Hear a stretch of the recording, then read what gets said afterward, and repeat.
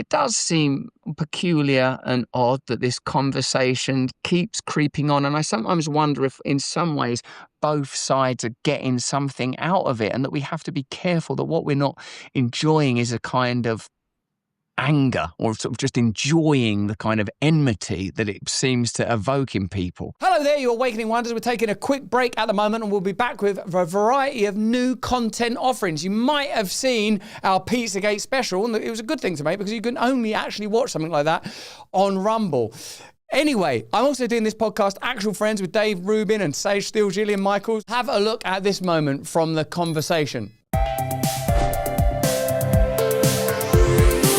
Mentioned at the beginning of the show, Dave, my passion for standing up for women, especially the most basic topic, which is women and girls in sports and these men and boys who are trying to take spots away, and in many cases doing so successfully, especially in the lovely state of California, where 2 boys over the last week or so came in and won state titles, high jump, long jump, events that, let me tell you, there's a big difference in your jump distance in your times if you are a boy versus a girl. It is very simple.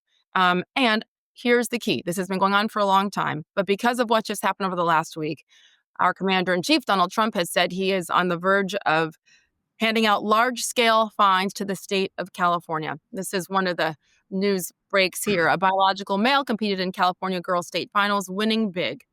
As Governor Gavin Newsom fully understands, large-scale fines will be imposed. So we don't know what those large-scale fines are, but if Newsom, and I tend to say by his name, Newsom, and others continue to fight this, like, do they not realize that Donald Trump is dead serious about this? Obviously, they don't care. They're going to keep pushing. How big should it be? How far, Dave, Russell, do you think he should go? Because I say all the way, just like with Columbia University, Harvard, like this is the only way to make these people bend. And in this case, we have to break them, not just bend, break them from what they're choosing to do to these young girls.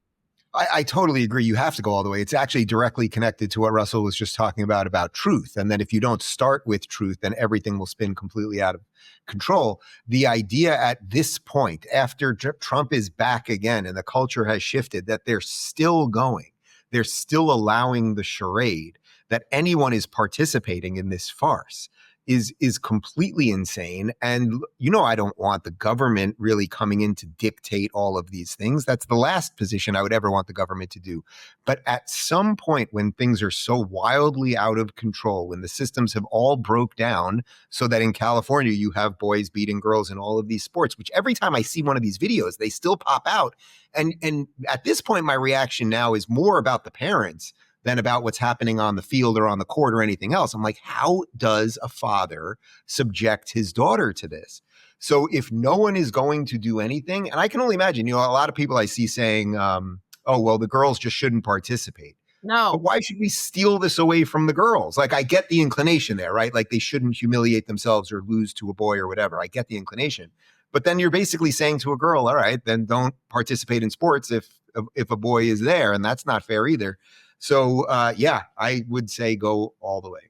It has been really cool to see some of these young women step off the podium or take a knee, like the young woman who was fencing, I believe, and received some awards for doing that. But to your point, they have worked their whole lives. Right. This moment. Most kids in high school don't go on to play collegiate sports. This is the state championship your senior year. You've worked your whole life. This is your dream, and you're going to step aside and not even, I guess, try to compete against the boy. Where are the adults in the room? And they continue to choose to not be there, and that includes Gavin Newsom, the governor. So that is why Donald Trump has to get involved, because it should not even take this. But it breaks my heart. I mean, Russell, you agree, right? These girls shouldn't have to step aside. Russell, you want your daughters being beaten by boys in wrestling or what? My daughters, I think, can take on anybody in any gender, in any discipline, because those young girls are powerful, I'm telling you that. Once you start rejecting, they're certainly beating this man up on a pretty regular basis, so maybe they're ready, and they're only 6 and 8 years old.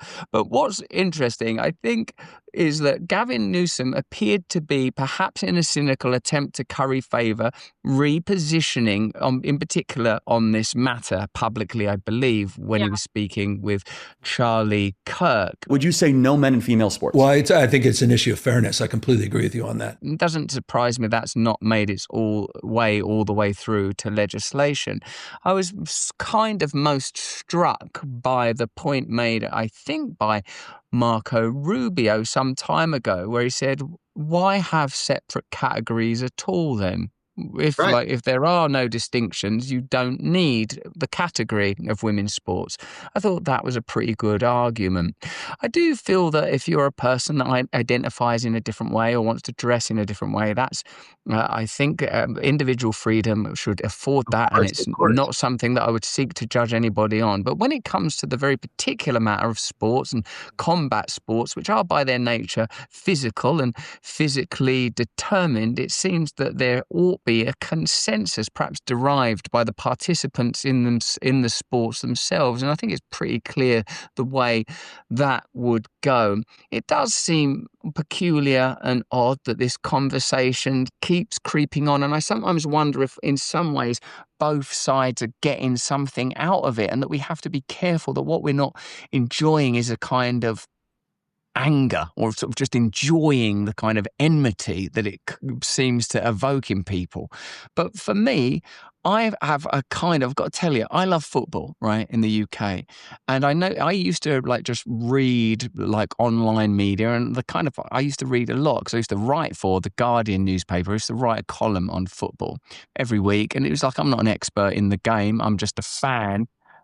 This is actually a Sage's section. I'm just a fan. And I noticed when they started to collapse the men's football, or you would call it soccer, and the women's soccer into the same category, something about it bothered me.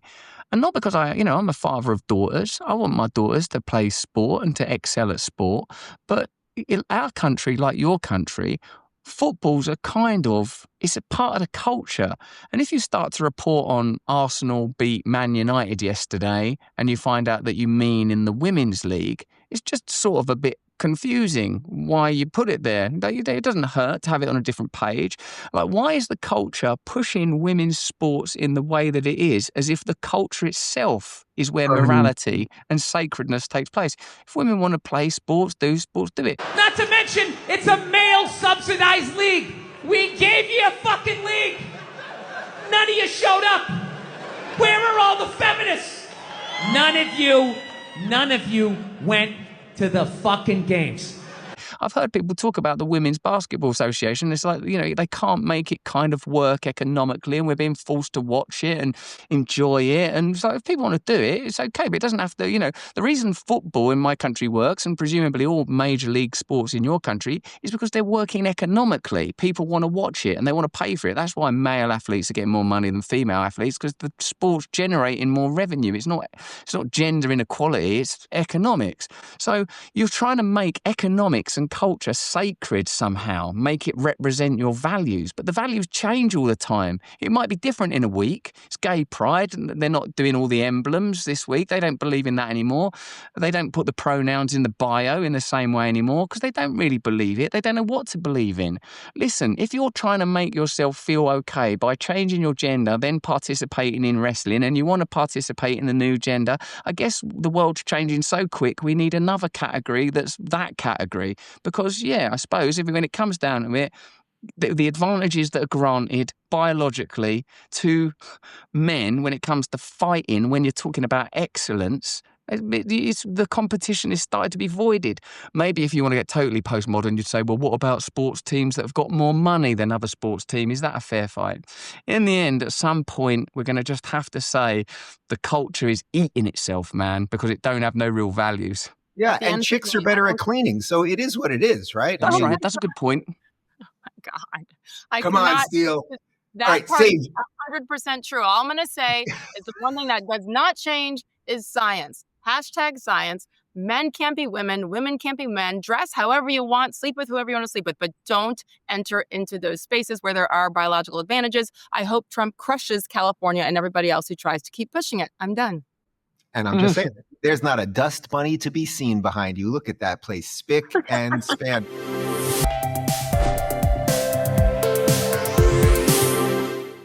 Thanks very much for watching that. I'm on holiday at the moment, vacation. Actually, I'm not. I've got a really serious court appearance in the United Kingdom. It's blowing my mind. But anyway, pray for me, won't you? And we'll be back on Monday the 9th. Click the link in the description and join us on Rumble Monday, Tuesday, Wednesday, Thursday for a variety of new shows. Look at that Pizzagate thing we did. That was good. Do you want more stuff like that? Put in the comments what type of stuff we should do. You know, like 9/11. Anyway, you know what to do. Hey, thanks for watching. If you want to see more uncensored content where free speech can flourish, join our live stream. Click the link right here to watch the next video if you want to, or become a member of a growing movement. Download the Rumble app and you'll be informed every time we make a new piece of content. Stay free.